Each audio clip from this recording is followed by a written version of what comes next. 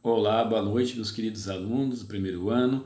Vamos aqui fazer um resumo da aula do dia 18 de junho, tá? Com o tema História e Função da Sociologia, tá? As habilidades compreender o trabalho social, que a gente já viu, né? E produzir uma reflexão sobre o processo de socialização, também, que a gente já viu. Para começar, uma reflexão de um filósofo chamado Michel Foucault, tá bom? Existem momentos na vida em que a questão de saber se pode pensar diferentemente do que se pensa e perceber diferentemente do que se vê é indispensável para continuar a olhar ou a refletir. Então, a gente precisa, como o que Michel Foucault está dizendo aqui para a gente, que a gente precisa pensar diferente, não igual, porque igual está cheio o mundo de pessoas pensando da mesma maneira. Ainda mais os tempos que a gente está vivendo agora, né? Então, pensar diferentemente do que se vê. Todo mundo vê igual, então vamos pensar igual. Não, a gente pode pensar de uma maneira diferente porque a gente enxerga também diferente as situações. Inclusive, a própria história, a própria sociologia, a própria sociedade em que a gente vive agora, tá bom? Bom, a professora colocou, a gente também já viu isso aqui em sala de aula, né? Antes da pandemia, contexto histórico do surgimento da sociologia. Então, três pontos importantes, né? O primeiro é a Revolução Francesa, tá?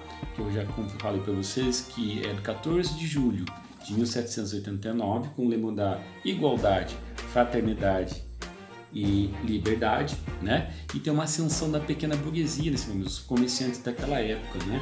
Luta pelos seus direitos políticos e sociais naquela época, tá? E também contra uma forma de governo que tinha, uma crítica, né? Que era o do absolutismo, Estado mais Igreja, tá bom? Então aí surge a Revolução Francesa, derrubando essas formas de governo e tudo mais, tá? Isso século XVIII. Essa aqui é a imagem aqui em cima das indústrias na Inglaterra, crianças trabalhando nas indústrias têxteis, né? Até 12 horas, 14 horas por dia, 16 horas, né? Tudo por uma batata que eles queriam comer e não tinham onde ficar e aí ficavam na indústria e comiam lá e ficavam lá. Então isso é uma exploração do trabalho infantil já naquela época, século XIX. Então a Revolução Industrial, Inglaterra, século XVIII, XIX, tá? Promove o êxodo rural, as pessoas saem dos campos para ir para a cidade, né? E acontece o quê? Uma crescente urbanização descontrolada, meio bagunçada, né? Os trabalhadores em condições desumanas, né? Eles passavam fome, miséria, doenças, não tinha local adequado para ficar, para comer direito, era tudo em cima da máquina, aquela coisa toda, sujeira, aí tinha aquelas epidemias também na época, e aí eles ficavam doentes também, enfim, toda uma problemática em relação a isso, tá? Isso foi a Revolução Industrial. Todo esse contexto da Revolução Industrial, da Revolução Francesa e da Revolução Industrial, fez surgir então a sociologia, como a gente já tinha falado, né? Para o quê? Detecta esses primeiros problemas sociais, que é o quê? A questão do trabalho em excesso, né, para todas as classes e sem uma regra, sem um código de lei trabalhista como a gente tem no nosso país hoje em dia, a CLT para os trabalhadores, né?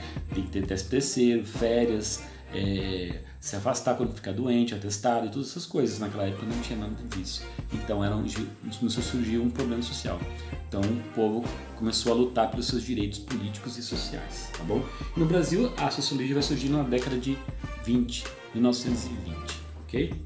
Aqui são as funções da sociologia. Então tem o indivíduo na sociedade, certo? O indivíduo na sociedade.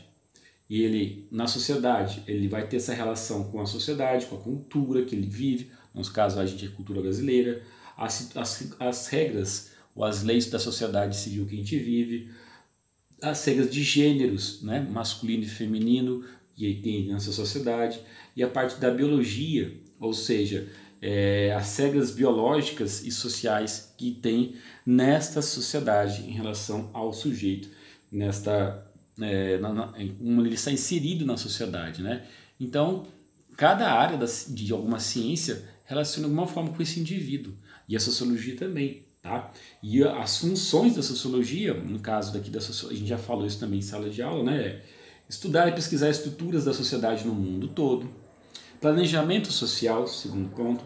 Terceiro ponto, contribuir à igualdade, à justiça social e o respeito à diversidade. Quarto ponto, apresentar dados estatísticos, quantitativos sobre os problemas sociais vigentes, métodos científicos, buscar estudar os problemas sociais de maneira parcial. E aqui um gráfico mostrando para vocês que a questão, um exemplo de problema social que é a depressão, né? O que ela causa. Ela pode causar na sociedade inteira, no mundo, olha. O suicídio é a maior causa de morte em mulheres de 15 a 29 anos, olha. No mundo e também, o suicídio é a segunda maior causa de morte entre pessoas de 10 a 24 anos, tá? No Brasil, entre pessoas de 15 a 29 anos, o suicídio é a terceira causa de morte atrás de acidentes e homicídios. Então, para homens, 7,9% para 100 mil habitantes e 2,3% para mulheres. Os fatores de risco, né, que acontece, por que se chega a suicidar? Primeiro que é uma depressão não tratada, né, cuidada direito. Fatores de risco: sexo, pobreza, ser gay, lésbico, bissexual, transexual, distúrbios mentais, impulsividade, baixa autoestima, bullying, tá? Casos de suicídio na família, problemas na família, divórcio ou morte dos pais, dificuldades de interação social e histórico de abuso sexual, tá? E aqui uma imagem do cérebro que acontece nesses fatores biológicos, por exemplo. Às vezes a depressão pode ser desencadeada por causa do quê? Fatores genéticos, já vem de hereditariedade da sua família. Fatores sociais, o estresse, né? E aí as redes que tem aí que podem ajudar ou piorar também a família, a escola e em todos os lugares. E fatores psicológicos é a questão da personalidade do sujeito, o temperamento dele e como é que ele lida com tudo isso, tá? Nesse sentido. Aqui são os processos de socialização. Então temos dois tipos: a socialização primária, tá? Que é a primeira socialização que o indivíduo experimenta na infância com sua família, na faixa de 0 a 14 anos, né? Então é a nossa infância, é as primeiras experiências vivenciadas por aquele indivíduo, aquele sujeito, e aí ele vai criando um processo dele de socialização, e geralmente é da família, né?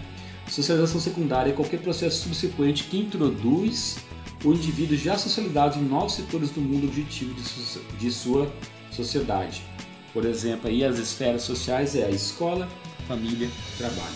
Então já é 14 a 24 anos, a idade de vocês. Começa a socialização secundária, ou seja, a fazer parte da sociedade, mudar o nível de escolaridade sua, você vai para o ensino médio, começa a talvez trabalhar, e aí você vai tendo novas relações e isso vai criando uma socialização secundária e você vai melhorando a sua identidade e também sua personalidade e o seu caráter social também, sua cultura em relação a tudo isso, tá bom?